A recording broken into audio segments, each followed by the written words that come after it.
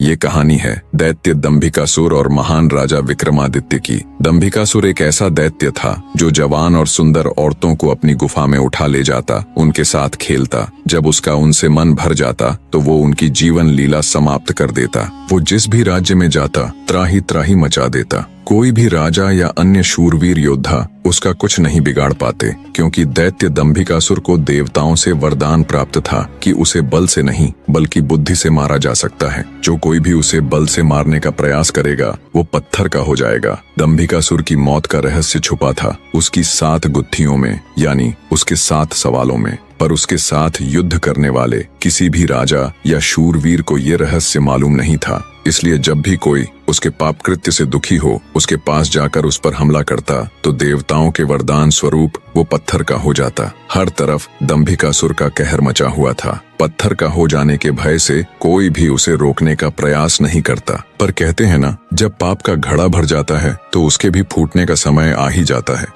हर जगह अपनी मनमानी कर एक दिन दैत्य दंभिकासुर ने उज्जैन नगरी की तरफ रुख किया। उज्जैन नगरी के ऊपर उस समय महान राजा विक्रमादित्य का शासन था। महाराज विक्रमादित्य न केवल बलशाली थे बल्कि वे बहुत बुद्धिमान भी थे। उन्हें हर प्रकार के कौशल में महारत हासिल थी। उन्हीं दिनों में विक्रमादित्य की नगरी उज्जैन में एक धनी साहूकार रहता था। साहूकार के 2 लड़के थे। बड़े का नाम महेंद्र था और छोटे का लखन। बड़े लड़के का विवाह तो साहूकार ने कर दिया था, पर छोटे बेटे का विवाह करने से पहले ही वो ईश्वर को प्यारे हो गए। पिता के गुजर जाने के बाद कामकाज और व्यापार संभालने की सारी जिम्मेवारी दोनों भाइयों पर आ गई। दोनों भाई दिल लगाकर कारोबार संभालने में लग गए। दोनों भाई जब काम कर शाम को घर आते तो दरवाजे पर खड़ी महेंद्र की पत्नी अपने पति को दाएं हाथ से लोटा भरकर पानी देती और बाएं हाथ से अपने देवर लखन को। एक दिन लखन ने सोचा, भाभी हर रोज मुझे बाएं हाथ से पानी पीने को देती है, आज मैं उनके दाएं हाथ से पानी पीऊंगा। शाम को जब दोनों भाई काम से लौटे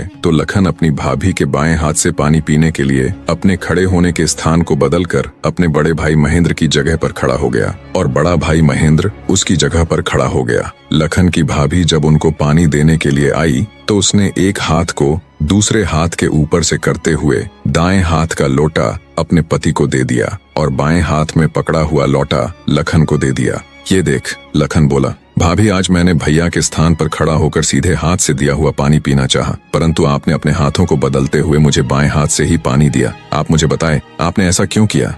लखन की बात सुनकर उसकी भाभी ने उत्तर दिया, अगर तुम्हें सीधे हाथ का दिया हुआ पानी ही पीना है तो तुम भी अपने लिए सीधे हाथ से पानी पिलाने वाली ले आओ। भाभी की कही हुई बात लखन को चुभ गई। वह बिना पानी पिए ही भाभी से कहने लगा, ये लो तुम अपना पानी का लोटा और मैं यहाँ से जा रहा हूँ और अब मैं तभी